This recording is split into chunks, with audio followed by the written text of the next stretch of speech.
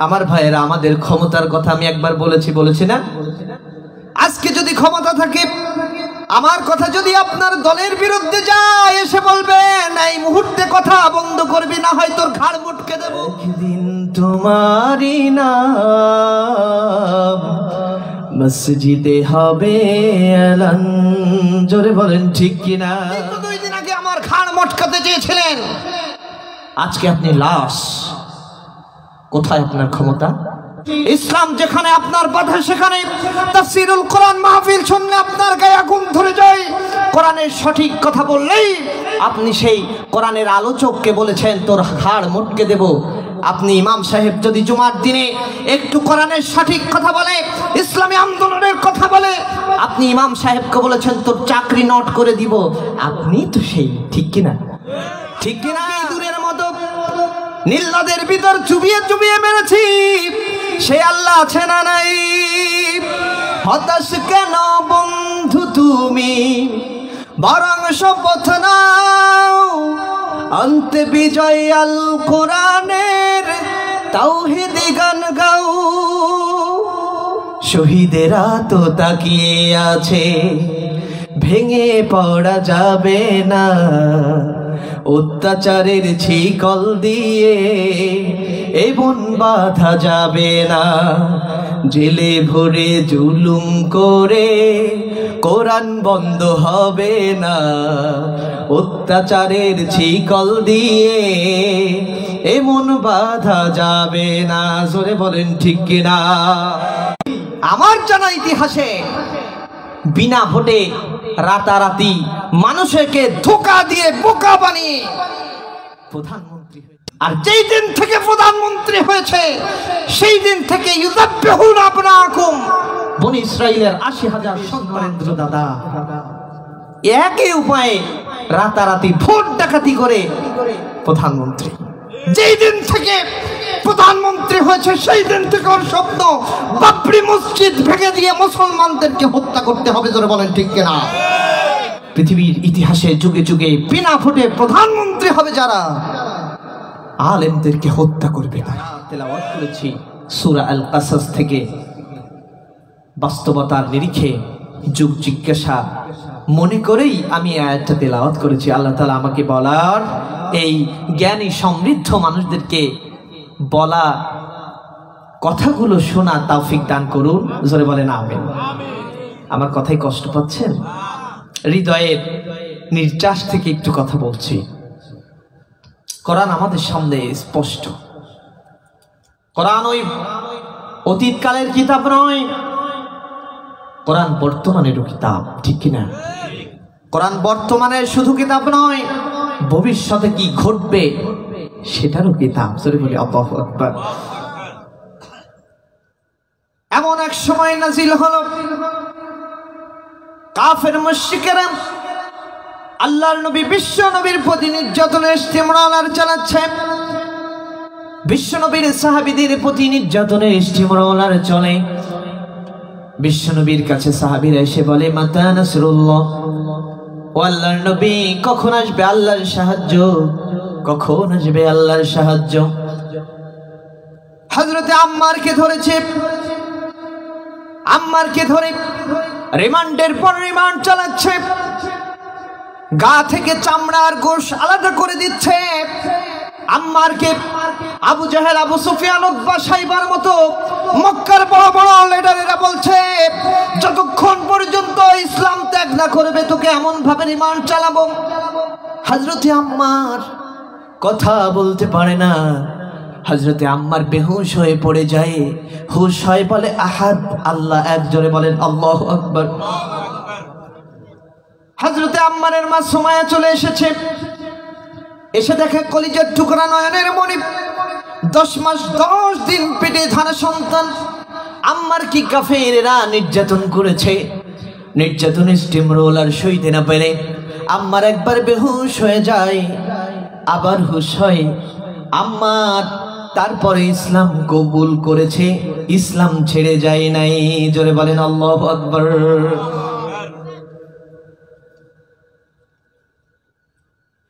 আমি একটি আয়াত শেষ করব। যখন আপনারা আল্লাহু আকবারের ধ্বনি দিবেন তখন, কারণ আল্লাহর নবী বলেন যখন আল্লাহর কোন বান্দা আল্লাহু আকবারের আওয়াজ দেয়, বাইনাস সামাওয়াতি ওয়াল আরদ, আসমান জমিনের ফাঁকা জায়গাগুলো আল্লাহ রাব্বুল আলামিন ওই বান্দার আমলনামায় ভরপুর করে দেন। জোরে বলেন আল্লাহু আকবার। বিজ্ঞানের এই নিত্য নতুন দিনে সব থেকে নাম করেছেন যেই বিজ্ঞান, তার নাম হচ্ছে মহাকাশ বিজ্ঞান। আমেরিকার নাসা বৈজ্ঞানিকেরা বহুদিন চেষ্টার সাধ্য করে শুধুমাত্র চন্দ্র পর্যন্ত পৌঁছাতে পেরেছে প্রাণের ভাইরা আমার। কিন্তু আল্লাহর কোন গোলাম যদি একবার আল্লাহু আকবারের ধ্বনি মন থেকে দেয়, চন্দ্র সূর্য পাড়িয়ে সপ্ত আকাশ মারিয়ে সেই আওয়াজ আমার আল্লাহর আরশে মহল্লায় পৌঁছায় যায়। চিৎকার মেরে বলেন আল্লাহু আকবার। যে কথা বলতেছিলাম, কষ্ট হচ্ছে? হযরতে আম্মারের মা সুমাইয়া চলে এসেছে, এসে দেখেন কলিজার টুকরা নয়নের মণি আম্মারের উপর রিমান্ড চলে। রিমান্ডের পর রিমান্ড চলছে। আম্মার ইসলাম ত্যাগ করে নাই, ইসলামের ঝান্ডাটা বুকের সাথে ছড়িয়ে দিয়েছে। কালেমার প্রেমে পাগল হয়ে হযরতে আম্মার রাদিয়াল্লাহু তাআলা আনহু ইসলাম ছাড়তে রাজি না, জীবন দিতে রাজি। ওরা বলেছে ইসলাম ছাড়বি না জীবন দিবি। আম্মার ঘোষণা করেছে ইন্না সালাতি ওয়া নুসুকি ওয়া মাহইয়ায়া ওয়া মামাতি লিল্লাহি রাব্বিল আলামিন।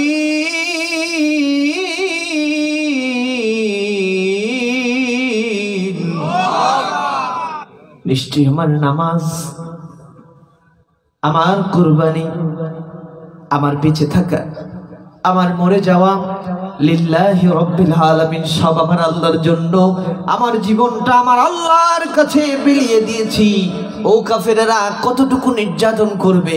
নির্যাতনের স্টিম রোলার চালাতে চালাতে এই দুনিয়ার থেকে বিদায় করে দেবে। আমার এই জীবনের এই দুনিয়ায় আমার এক পাশে দুনিয়া, আমার জীবনের আর এক পাশে আল্লাহর জান্নাতুল ফেরদাউস। চিৎকার মেরে বলেন আল্লাহু আকবার। সুমাইয়া এসেছে। সুমাইয়া হযরতে আম্মারের মা এসে বলছে, বাবা তোমাকে এত নির্যাতন করলো, তারপরে ইসলাম ত্যাগ করনি? আর আমাদের অবস্থা কি? যদি বিপদে পড়ি মসজিদেও যাব না, এরকম না? অমুক হুজুর একটি ইসলামের পক্ষের লোক, হুজুর বিপদে পড়েছে, ওই হুজুরের পিছনেই নামাজ পড়বো না, আছে না নাই? মিথ্যা কথা বলছি? প্রাণের ভাইয়েরা, ইসলাম যেখানে আমরা থাকবো সেখানে। আসুন, আমাদের ক্ষমতা, অনেক ক্ষমতা, আমার দেশে ক্ষমতার কোনো অভাব। কিছুদিন আগে এক টাকলার আবির্ভাব হলো, বলল রাষ্ট্র ধর্ম ইসলাম থাকবে না। নাউজুবিল্লাহ বললেন না? ইসলাম কি ওর বাপের দেওয়া সম্পদ? ইসলামকে বাদ দিতে চেয়েছে আল্লাহ, বোল্ড আউট করে বাংলাদেশ থেকেই ওরে বাদ দিয়ে দিয়েছে। জোরে বলেন ঠিক কিনা? যুগে যুগে ইসলামের বিদ্বেষী হবে যারা, এই জাতির কাছে অপমানিত, পদদলিত এবং জুতা পিটা খাবে তারা। জোরে বলেন ঠিক কিনা? আমার ভাইরা আসুন, সূরা আল কাসাসের প্রেক্ষাপট বলছি, কষ্ট হচ্ছে? আম্মারের মা সুমাইয়া এসে দেখে যেই ছেলেকে আমি 10 মাস 10 দিন পেটে ধারণ করলাম, সেই ছেলেকে এমন ভাবে মারতে পারে? মা এসে প্রতিবাদ করছে, ও কাফেরেরা, আমার সন্তান কি অপরাধ করেছে? কেন মারছো আমার সন্তানকে? আমি তো ছোট্টবেলা থেকে ওকে স্নেহের কোলে লালন পালন করেছি, 10 মাস 10 দিন ওকে পেটে ধারণ করেছি। দুনিয়া আসার পরে আমি রাত্রের বেলা কখনো ঠান্ডা লাগতে দেই নাই। এই তো আমার সে আম্মার, আর তোমরা ইচ্ছা মতন পিটাচ্ছ। আম্মারের কানের কাছে মুখ লাগিয়ে হযরতে সুমাইয়া বলছে, বাবা তোমাকে এত পিটিয়েছে, তারপরে ইসলাম ত্যাগ করনি? আমার পেট আজ ধন্য হয়েছে। জোরে বলেন আল্লাহু আকবার। বাবা, তোমার গায়ের চামড়া আর গোশ আলাদা হয়ে গেছে, তারপরে ইসলামকে ত্যাগ করোনি। আমি আজকে ধন্য হয়ে গেছি যে তোর মতন একটা সন্তানকে আমার পেটে ধারণ করেছিলাম। বাবা, আমি তোমাকে বলছি, জীবন যাবে, ইসলাম ত্যাগ করো না। চল বলেন আল্লাহু আকবার। নরপিশাচ আবু জেহেল এই কথা শুনতে পেয়েছে, হযরত সুমাইয়ার বুকের উপর একটা লাথি মেরেছে। সুমাইয়া চিৎ হয়ে পড়ে গিয়েছে। বল্লমটাকে উঁচু করে হযরত সুমাইয়ার লজ্জাস্থানে আঘাত করেছে। রক্ত ছড়তে ছড়তে হযরতে সুমাইয়া দুনিয়া থেকে বিদায় নিয়েছে। হযরতে আম্মার বেহুশ হয়ে পড়ে আছে। আম্মারের বিদায় আসার ছুটতে ছুটতে চলে এসেছে। আমার প্রাণ প্রিয়া প্রিয়তমা স্ত্রী আজকে দুনিয়ায় নাই, মেরে ফেলেছে ওই কাফেরেরা।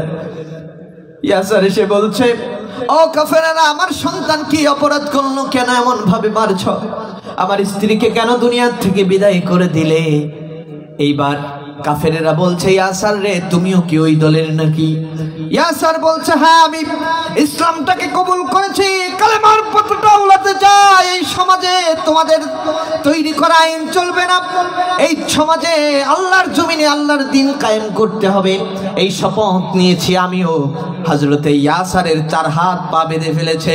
4 হাত পা বেঁধে চারদিকে তেজস্ব, মরু আরবের তেজস্ব উট ছেড়ে দিয়ে বলেছে, ইয়াসারের তাকিয়ে দেখো, চারিদিকে উট ছেড়ে দিয়েছে। এই মুহূর্তে যদি ইসলাম ত্যাগ না করো, তোমাকেও কিন্তু 4টা খণ্ড করে এই মক্কা নগরীর অলিতে গলিতে এই উটগুলো টেনে তোমার এই শরীরটাকে কিন্তু হায়নায় খেয়ে ফেলবে, হিংস্র প্রাণী দিয়ে খাওয়াবো। ইয়াসার, এখনো সময় আছে, ইসলামটাকে ত্যাগ করো। ইয়াসার বলল, আমার এই জীবনটা তো সেই দিন আল্লাহকে দিয়ে দিয়েছি যেদিন আমি কালেমা পড়েছি। এই কথা বলে হযরতে ইয়াসারও দুনিয়ার থেকে বিদায় নিয়ে গেল, ইসলাম থেকে এক চুল পরিমাণ সরে যায় নাই। হযরতে আম্মার কাঁদতে কাঁদতে বিশ্বনবীর কাছে গিয়েছে, কি বলছে, ইয়া রাসূলুল্লাহ, মাতা নাসরুল্লাহ, আল্লাহর সাহায্য কখন আসবে? আমার মাকে দুনিয়ার থেকে বিদায় করেছে, পিতাকে বিদায় করে চিরয়তীম আমি। আমরা তো এই সমাজে টেন্ডারবাজি, চাঁদাবাজি, গুম খুন কিচ্ছুই করিনি। এই সমাজে চেয়েছি একটা কোরআনের সমাজ। এটাই যদি আমাদের অপরাধ হয়, মাতা রাসূলুল্লাহ, বলে দিন না, আল্লাহর সাহায্য কত দূরে? বিশ্বনবীর কাছে ওহী নাযিল হয়ে গেল,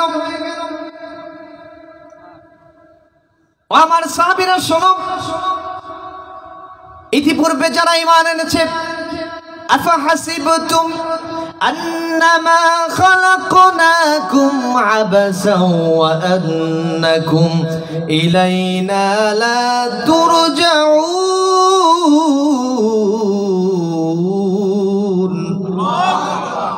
মানুষের তোমরা মনে করেছো নাকি ঈমান আনলেই তোমরা ছাড় পেয়ে যাবে? ঈমান আনলেই ছাড় পাবে না। আমি আল্লাহর কাছে পরীক্ষা দিতে হবে, পরীক্ষায় যদি উত্তীর্ণ হতে পারো তাহলে ছাড় পাবে, আর না হয় তোমাকে কিন্তু ধরা খেতে হবে। আমার ভাইয়েরা, আমাদের ক্ষমতার কথা আমি একবার বলেছি না? আজকে যদি ক্ষমতা থাকে, আমার কথা যদি আপনার দলের বিরুদ্ধে যায়, এসে বলবেন এই মুহূর্তে কথা বন্ধ করবি, না হয় তোর ঘাড় মুটকে দেব। ও ভাই, আপনিও মানুষ, আমিও মানুষ। আজ আপনার ক্ষমতা আছে, কাল সকালবেলা মনে করেন মসজিদের মাইকে আপনার নামে এলান হলো, একদিন তোমারই নাম মসজিদে হবে এলান। তৈরি থেকো, তৈরি রেখো, কবরের মাল সামান, একদিন তোমারই নাম মসজিদে হবে এলান। তোমারই নাম মসজিদে হবে এলান, জোরে বলেন ঠিক কিনা। তোমার নামে এলান হয়ে গেল, তুমি যত বড় লিডার হও না কেন, বালিশ ছাড়া শুয়ে গিয়েছ, তোমার দলীয় কর্মীগুলো এসে বলবে নেতা তুমি তো মরে গেলে, এখন আমাদের কে শেল্টার দিবে, মামলায় পড়লে কে বাঁচাবে। একজন ইমাম সাহেব মরে গেলে মুসল্লিরা কান্দে। ইমাম সাহেব আমাদেরকে কোরআন শিখাতো, যে যেই ক্যাটাগরি সেইভাবেই তার কথা ওঠে, জোরে বলেন ঠিক কিনা। কিন্তু সকলের মরতে হবে, এটাই সত্য, জোরে বলেন ঠিক কিনা। কষ্ট হচ্ছে, একটু বাস্তবতা। আপনি তো 2 দিন আগে আমার ঘাড় মটকাতে চেয়েছিলেন, আজকে আপনি লাশ। কোথায় আপনার ক্ষমতা? আসুন আরেকটু সামনে যাব, কষ্ট হচ্ছে। নামে সমন জারি হয়ে গেল, সমন জারি হলে আপনাকে আটক করে ফেলেছে, একটু নড়ার শক্তি নাই আপনার। আপনার নামে এলান শেষ হয়ে গেল, আপনাকে নিয়ে জোহর বাদ জানাজা হলো। জানাজার পরে আপনাকে নিয়ে ছোট্ট একটা ঘর করে, চারিদিকে মাটি, যখন আপনাকে রাখা হয় একটা দোয়া পড়া হয়, পারেন আর না পারেন ইমাম সাহেব তো বলে দেয় বিসমিল্লাহি ওয়া আলা মিল্লাতি রাসূলিল্লাহ, বলা হয় না? পানি বললাম। আসুন, আপনাকে কি নামে রাখা হলো, আর আপনার 30 বছর 40 বছর 50 বছরের জীবনে ওই দোয়াটার সাথে মিল আছে কিনা? দরকার আছে না? বিসমিল্লাহি ওয়া আলা মিল্লাতি রাসূলিল্লাহ, আল্লাহর নামে ওয়া আলা মিল্লাত। এ একজন কর্মী, কাকে বলছি? আল্লাহকে। ও আল্লাহ, তোমার নামে রাখছি। একজন ইসলামের কর্মী, ওয়া আলা মিল্লাতি রাসূলিল্লাহ, বিশ্ব নবীর একজন কর্মীকে আজকে কবরস্থ করে রেখে যাচ্ছি, আল্লাহ তোমার হাতে সুপর্দ করলাম। কিন্তু দেখা যাচ্ছে আপনার আমার জীবনের 30, 40, 50টি বছর কেটেছে ইসলামের বিদ্বেষী। ইসলাম যেখানে আপনার বাধা, সেখানে তাফসীরুল কোরআন মাহফিল শুনলে আপনার গায়ে আগুন ধরে যায়। কোরআনের সঠিক কথা বললেই আপনি সেই কোরআনের আলোচককে বলেছেন তোর হাড় মটকে দেব। আপনি ইমাম সাহেব যদি জুমার দিনে একটু কোরআনের সঠিক কথা বলে, ইসলামী আন্দোলনের কথা বলে, আপনি ইমাম সাহেবকে বলেছেন তোর চাকরি নট করে দিব। আপনি তো সেই, ঠিক কিনা? ঠিক কিনা? আপনাকে যদি বলা হয় রাসূলের একজন কর্মী, রাসূলের কর্মী আপনি নাকি রাসূলের দুশমন আপনি, জোরে বলেন ঠিক কিনা? আর নিচে নামা লাগবে। এই মাহফিল থেকে আজকে সিদ্ধান্ত নিন, ইসলাম বিদ্বেষিতায় জীবন কাটিয়েছি, আজ রাতে আমার যদি মৃত্যু হয় কি জবাব দিব আমি? চোখ বুজে দেখুন তো, জবাব দেওয়ার কিছু আছে? কষ্ট হচ্ছে নাকি? দুঃখ পাচ্ছেন? আসুন, আল্লাহ রাব্বুল আলামিন এই সময় বিশ্ব নবীকে সান্ত্বনা দিলেন, আল্লাহর নবীর সাহাবীদেরকে সান্ত্বনা দিলেন, এমন একটি সূরা নাজিল করলেন। আল্লাহ রাব্বুল আলামিন ওই মক্কার প্রভাবশালী আবু জাহেল, আবু সুফিয়ান, উতবা, শাইবা, ওয়ালিদ ইবনে মুগীরা, এই সকল বড় বড় নেতাদেরকে আল্লাহ রাব্বুল আলামিন বিশ্ব নবীকে চিহ্নিত করে পূর্ববর্তী নেতাদেরকে একটু পরিচয় করিয়ে দিলেন। ও নবী শোনো, আবু জাহেল, আবু সুফিয়ান, উতবা, শাইবা কতটুকু নেতা, তার থেকেও বড় বড় ইসলাম বিদ্বেষী এই পৃথিবীর বুকে এসেছে। আমি আল্লাহ তাআলা কাউকে জুতা পিটা করে দুনিয়ার থেকে বিদায় নিয়েছি, সে আল্লাহ আছে না নাই? আমি কাউকে ইঁদুরের মতো নীল নদের ভিতর চুবিয়ে চুবিয়ে মেরেছি, সে আল্লাহ আছে না নাই? হতাশ কেন বন্ধু তুমি, বরং শপথ নাও, অন্তে বিজয় আল কোরআনের তাওহীদি গান গাও। শহীদেরা তো তাকিয়ে আছে, ভেঙে পড়া যাবে না, অত্যাচারের শিকল দিয়ে এ বন বাঁধা যাবে না। জেলে ভরে জুলুম করে কোরআন বন্ধ হবে না, অত্যাচারের শিকল দিয়ে এমন বাধা যাবে না। জোরে বলেন ঠিক কিনা? আল্লাহ রাব্বুল আলামিন বলছেন, ইন্না ফিরাউনা আলা ফিল আরদি ওয়া জাআলা আহলাহা শিয়া ইয়াস্তাদঈফু তাঈফাতুম মিনহুম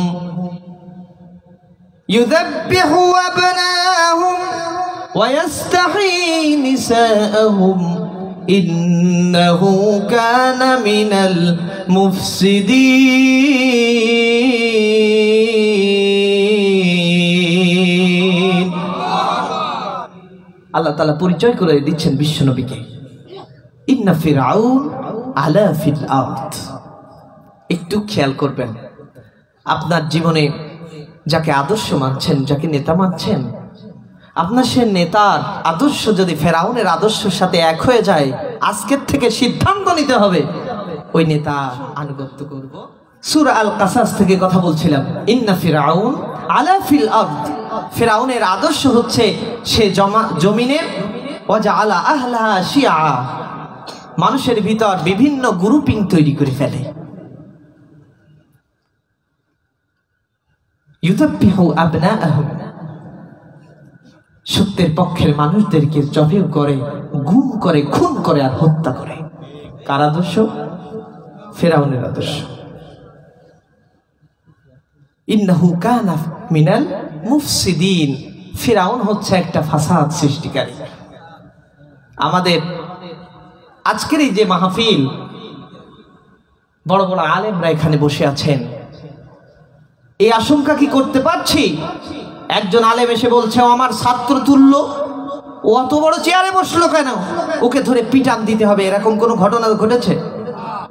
কিন্তু দেখুন, আমার দেশে কিছু সোনার ছেলেরা আছে, একই দল করে, একই মতের অনুসারী, একই দলের ভিতরে গ্রুপিং করে কত মানুষের জীবন চলে যায়। কিন্তু কোরআনের মাহফিলে এরকম কোনো ঘটনা, তাহলে বুঝতে হবে কোরআন এর মাহফিল কোরআন দিয়ে সেজেছে। আর ওই সকল প্রোগ্রাম যারা একই দল করার কারণে নিজেদের ভিতরে গ্রুপিং করে, তাহলে বুঝতে হবে ওদের ভিতরে কোরআন নাই, মানব রচিত আইন ঢুকেছে। ধরে বলেন ঠিক কিনা? আদর্শ উল্টো পকেটে গোজা শুরু হয়ে গেল। সঙ্গে এসেছিল নামতার হামান, মাথা ছিল টাকলা মুরাদের মতো বুদ্ধির কামান। যেই টাকলা মুরাদ বলেছিল এই দেশের আলেমদের মাথায় গোবর ভরা, আর আমি হচ্ছে সবচেয়ে উচ্চ শিক্ষিত, ওরা কোরআন হাদিস দিয়ে কি বলবে ওর থেকে আমি ভালো পারি। তুমি এতই ভালো পারো মিয়া, বোরকা পরে তসলিমা নাসরিনের মতো দেশ ত্যাগ করতে গেলে কেন? জোরে বলেন ঠিক কিনা? ইসলাম, কোরআন, আল উলামা ওয়ারাসাতুল আম্বিয়া, ঠিক কিনা? আল্লাহর নবীর কথা, আলেমেরা হচ্ছে আমি নবীর ওয়ারিস, আর তুমি বলো সে আমি ভালো জানি, তোমার মতো বাটপার বদমাশ এই দুনিয়ার বুকে আর নাই। জোরে বলেন ঠিক কিনা? আমার ভাইরা, আসলে একটু সামনের দিকে যাই।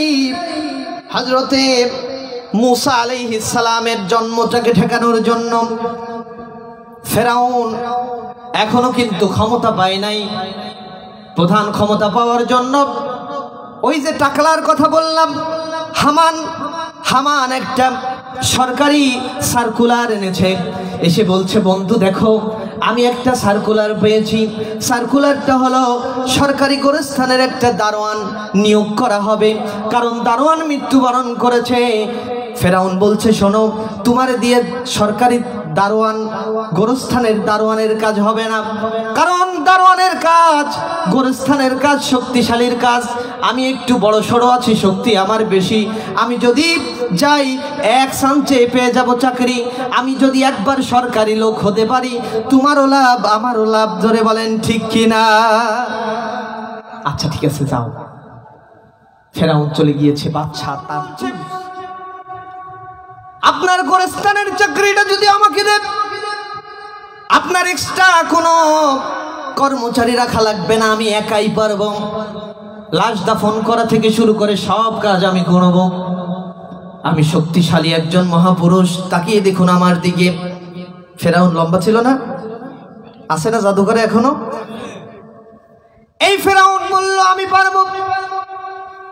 তার তো দেখলো খুব বড় সড়ো একটা শক্তিশালী মানুষ, একে দিয়ে ওই কাজ সম্ভব। ফেরাউন সরকারি নিম্ন পদের কর্মচারী হলো যেই দিন থেকে, সেই দিন থেকে ঘোষণা করলো আজকের থেকে এই মিশরে যদি কোনো লাশ দাফন করতে হয়, একটা করে স্বর্ণ মুদ্রা না দিলে আমি সরকারি গোরস্থানে লাশ দাফন করতে দেব না। সকলে বলল বাবারে, এ কোন বাটপারের হাতে পড়েছি, যেখানেই যাই সেখানেই টাকা মারতে হয়। ওই সকল মিশরবাসীকে যখন দাফন করা হতো তাদের সাথে স্বর্ণ রৌপ্য দামি যা কিছু ছিল, এখন দেখবেন খ্রিস্টানদের সাথে দেওয়া হয়, ওইগুলো রাতারাতি উঠিয়ে কিছুদিনের ভিতর কোটি কোটি টাকার মালিক হয়ে গেল। মিশরে মহামারী আসলো, মহামারীতে ফেরাউন দেখে মানুষ মরে, একটা করে স্বর্ণ মুদ্রা আরো কত কি বাগবাগুম টায়রা করতে লাগলো, কোটি কোটি টাকার মালিক হয়ে গেল। হঠাৎ করে প্লাবন দেখা দিল, প্লাবিত হলো মিশরের মানুষ, খাদ্য সংকটে পড়ল। ফেরাউন তখন কোটিপতি। এইবার হামান ডেকে বলে, বন্ধু বলেছিলাম না আসো এবার আমার কাছে, বুদ্ধি নাও, তুমি জলদি করে ওই বাদশার কাছে চলে যাও। বাদশার কাছে গিয়ে বলো, বাদশা তার তুজুরে আমি হচ্ছে তোমার সরকারি সব থেকে নিম্নতরে একজন কর্মকর্তা, আমি এই মিশরবাসীকে ত্রাণ দিতে চাই। তার তুজ বলল, এই বিপদের কালে ত্রাণ দিবা ভালো কথা, দাও দাও। এইবার ফেরাউন সকলের সামনে ত্রাণ দেওয়া শুরু করে দিল। মিশরবাসী দেখলো, আহারে যেই মানুষটা আমাদের সাথে সিটারি করলো সেই মানুষটা আমাদের ত্রাণ দেয়। আসলে হচ্ছে বিপদের দিনে উপকার করে যে প্রকৃত বন্ধু বলে মানায় তাকে বিপদের দিনে খুঁজে পাওয়া যায় না, যার প্রকৃত বন্ধু বলে মানায় না তার। কারণ হচ্ছে সুসময়ে বন্ধু বটেই অনেকেই হয়, দূর সময়ে হাই হাই কেউ কারো নাই। জোরে বলেন ঠিক কিনা? মিশরবাসী খাবার পেয়ে খুব খুশি। আমার ভাই তোমার ভাই ফেরাউন ভাই ভোট দিবেন ভাই কোনখানে? ফেরাউনের মাঝখানে।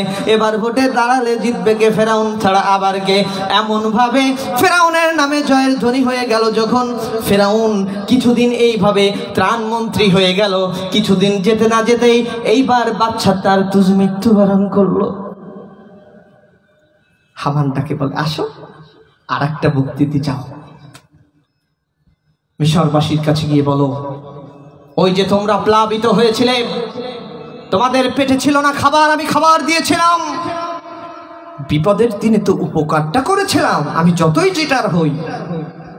সুতরাং তোমাদের প্রধানমন্ত্রী মৃত্যুবরণ করেছে, আমাকে বিনা ভোটে তোমরা মৃত্যুবরণ না করিয়ে আমাকে বিনা ভোটে তোমরা রাজা বানিয়ে দাও। কষ্ট পাচ্ছেন?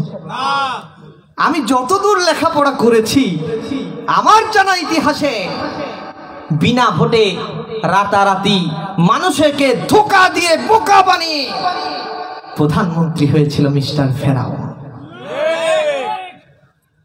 আর যেই দিন থেকে প্রধানমন্ত্রী হয়েছে সেই দিন থেকে ইউযাব্বিহুন আবনাকুম, বনি ইসরাইলের ৮০,০০০ সন্তান।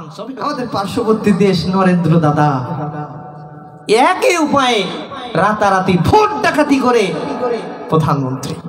যেই দিন থেকে প্রধানমন্ত্রী হয়েছে সেই দিন থেকে ওর স্বপ্ন বাবরি মসজিদ ভেঙে দিয়ে মুসলমানদেরকে হত্যা করতে হবে। জোরে বলেন ঠিক কিনা? পৃথিবীর ইতিহাসে যুগে যুগে বিনা ভোটে প্রধানমন্ত্রী হবে যারা, আলেমদেরকে হত্যা করবে তারা।